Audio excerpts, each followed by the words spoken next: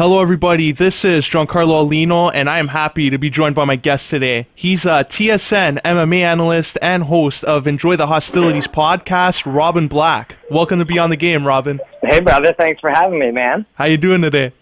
Yeah, it's good. I'm having a good day. That's good. Robin, we're going to get right into it here. UFC 226 took place a couple weeks ago where we saw Daniel Cormier knock out Stipe Miocic to become the new UFC heavyweight champion. But after the fight, there was a little confrontation between DC and Brock Lesnar, a little pushing and shoving going on. Now, someone like yourself who's broken down so many big fights and studied the fighting styles of both these fighters, how do you feel Brock Lesnar and DC match up? Well, you know, it's a very fascinating one, and we've seen Brock Lesnar even a decade plus ago fighting other geniuses of combat and winning. You know, he beat Randy Couture, who was, and when we, you know, fighting is not as broken down by these athletes and their coaches this way anymore, but we the viewers, still try to compartmentalize it. But if we do compartmentalize it, Randy was better at boxing and kickboxing. He was a better, quote, striker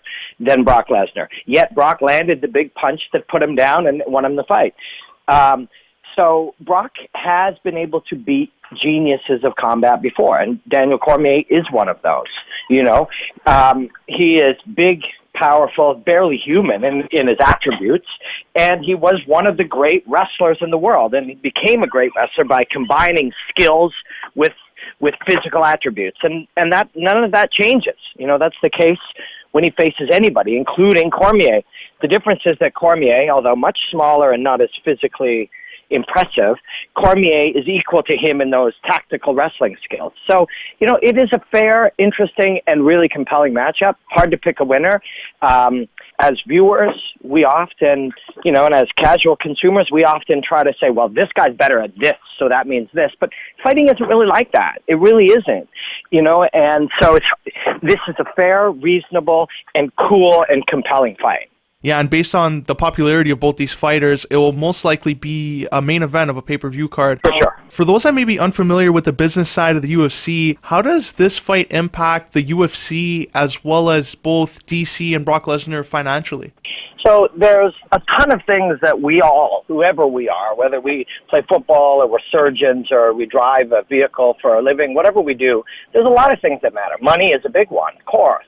But so is pride in your job, so is accomplishment, so is, you know, for some people the word legacy, whatever that means to any of us. And all of those things here, if we start with Cormier, all of those things are at the highest level he will make more money than he's ever made, probably in his top 5 fights combined. He will have a fight that is meaningful to him because what a fan he is of the world of professional wrestling. And he is. He grew up loving that stuff. This is a fight that he'll remember for the rest of his life, one that he's prepared for. He'll be richer, more famous. It'll be exciting. So for him, it's the pinnacle, the greatest moment that he could have. The other night, that punch that landed on Stipe Miocic, the big right hand on the inside, changed his life forever because he became the heavyweight champion and he gets to have this super fight, and you don't ever fight again after that, and he said he won't. For Brock Lesnar's a big old weirdo who lives in Saskatchewan in the forest and just likes to come out of hiding a couple of times every year or two and beat people up on television. And he's richer than he could ever need. So I think for Brock Lesnar, it's just sort of business as usual. A big old strange man in the forest who likes to come out and have a big, exciting, insane night. And he'll have that. And then for the UFC, they've had challenges over, you know, the last few years. The world changes. We are all consuming so much more Facebook and Netflix and all of these things other than whatever, you know, whether it's NASCAR or fighting or movies or whatever. It's been spread out, so it's harder for the UFC to make the kind of money they once made, but this fight will do it. So everybody wins in this one, and we'll all have fun watching it because it's a big, powerful superhero / supervillain in Brock Lesnar against somebody that everybody loves who's very special as an athlete. So it all comes together. Yeah, and just staying on this topic of UFC's business, before they leave Fox and go to ESPN, they have their final Fox event taking place in Calgary tomorrow night, and they're bringing a stacked card. Joanna versus Tisha Torres, Jose Aldo versus Jeremy Stevens, and that big rematch between Eddie Alvarez and Dustin Poirier. I want to ask you about the main event in particular, because depending on how these guys perform, they can be the next number one contender for Khabib or Conor, depending on what happens between those two. What can fans expect in the main event? So, fighting is a very personal and very human thing. It's easy to look at it sometimes on paper the way we look at baseball, and baseball is very human and very personal as well, but you can predict certain things in baseball. There's statistical, expectations you can do. And in some fights that's the case, when they go out there and they just sort of execute the ABCs and the X's and O's of sport. But there's also this added element of single human combat where emotion is such a big part of it. Emotion and, the visceral nature of human beings. So some fighters go out and do it the way that you execute plays in sport. They step their foot here and they pivot over there, and then they throw their fist this way, and when the other thing comes in, they move their head off, and on and on and on. And other ones express it as part of their nature, their humanity. And that's what Eddie Alvarez and Dustin Poirier do. This is, yes, it's a science, and yes, it's an art, but they're ultimately fighting at that primal level that, the reason I'm talking to you now and we're doing whatever we do, all of us that are listening, is because somewhere in our history, we knew how to fight. We fought to protect ourselves, we fought to protect our tribes and so forth. This is in us genetically. And some men still fight that way. Some men still compete in professional fighting that way. And these two are two of those guys. So, yeah, you get some pretty cool technical and tactical and physical things happen, but you're getting something deeper than that with Eddie Alvarez every time. You're getting something deeper than that with Dustin Poirier.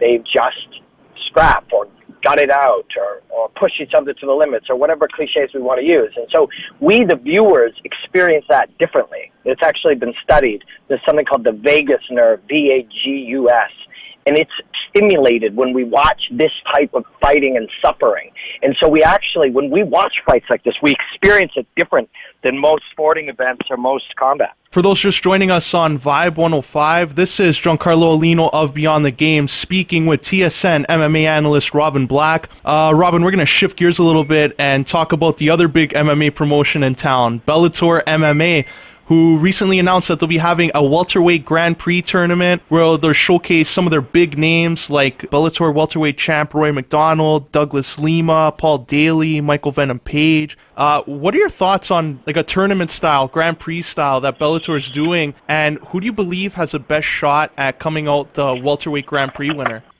I'll answer the second question first. It's hard for anybody in the world to beat Roy McDonald when he is at his game. And the conversation we just had, you and I, about that visceral fighting nature, very few human beings are that, genetically programmed to fight like Roy McDonald. If this was a different time, Roy McDonald would be at the front of the army on horseback with no armor, swinging his sword first as they stormed into battle. That's who the man is. He's also technically brilliant. He trains with Firat Zahabi, who's one of the best coaches in the game, and he's trained with George St. Pierre for many, a decade and a half now. And Rory is incredibly hard to beat. Incredibly hard to beat. But fighting is a game of variables, and there are millions of them, and on any given night, people can win and lose. So I never tell people to bet on this game. But as far as the tournament structure, I love it. I love it. I think, the very aspect of these, quote, money fights, of McGregor fighting somebody with a lot of, hatred between the two and Twitter beefs, and Brock Lesnar cutting promos on TV. People like it, but it starts to wear off eventually. And when the pendulum of these things swing the other way, the pendulum of the other way is a little bit more towards pure sport, where your team faces the other team and the winner faces the winner of those two teams. That's a pure aspect of competition. It's a truth. It's a truth in competition. And the more that the UFC becomes about glitz and about hype and about sizzle, the more anybody else who wants to stay in the game should go the other direction and be about the purity of sport. And I think that's what Bellator is doing. And I think as a result, there's more and more people all the time starting to see that Bellator is putting on great fights and putting on a great combat product. And just to add on to that, Bellator's president, Scott Coker, announced that this welterweight Grand Prix will move much quicker than what's going on with their heavyweight Grand Prix, and that the finals will take place sometime in the late summer of next year. So a welterweight fighter that advances to the finals will look at maybe 4 fights in a 12-month period. With that in mind, do you believe that the short layoff between fights will have a negative impact on the fighters? Well, it's just one more variable, right? So all of these variables matter. They test something about both guys, and the person who handles whatever that test is better gains the advantage. So let's say you are somebody who doesn't get hit a lot.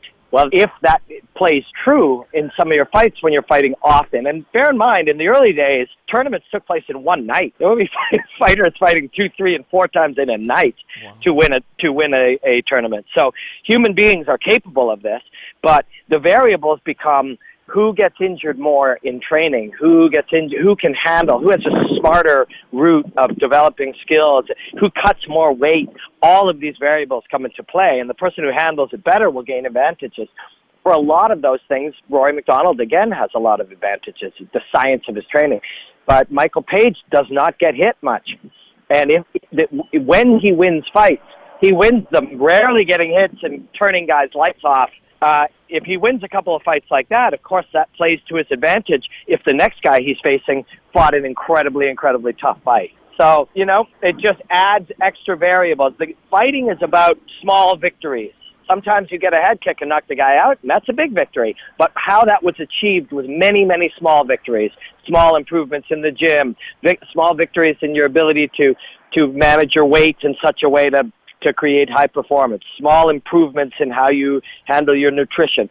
All of those things, all of these smaller improvements lead to the big win. And this just adds more of that, where the science of it becomes more at play. Once again, for those just joining us on Vibe 105, this is Giancarlo Aulino of Beyond the Game speaking with MMA analyst Robin Black. Robin, before we wrap up here and let you go, how can our listeners follow you on social media? Well, I create 1-minute breakdowns. So, sir, that's a lot of the work that I'm enjoying the most these days. And I put them out on Instagram, which is @RobinBlackMMA. I do 12 or 15 of them a week where I look at the minutiae and the little details and the beauty that happens within the fight. And even little lessons we can learn and apply to other areas. But, yes, it's @RobinBlackMMA on Instagram and @RobinBlackMMA on Twitter. And if people want to hear long form, my YouTube is youtube.com/RobinBlack. And, I guess that just about sums it up. But this is what I do all day, every day. I immerse myself in looking at the beauty of combat and seeing what lessons we can learn and apply to other areas. If you figure out how to survive somebody beating you up from half guard, there's probably a lesson in there that you can apply to being better at your job or,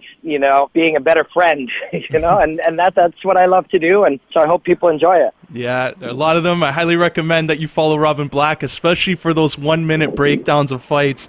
Robin, I'd like to thank you for sharing your time with me and coming on Beyond the Game to talk MMA, and I wish you all the best. Thanks, Giancarlo. We'll chat with you again, man. Enjoy the hostilities, my friend. Thanks a lot. That was TSN MMA analyst and host of Enjoy the Hostilities podcast, Robin Black. Now, we're going to send it back to the studio for more Beyond the Game right here on Vibe 105.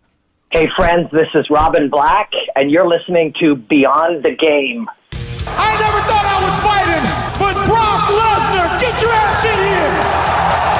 Push me now, you go to sleep later. I walked into this building and watched the heavyweight disasters from the beginning. DC, I'm coming for you! Until next time, enjoy the hostilities, my friends. Beyond the Game, your main source, Vibe 105.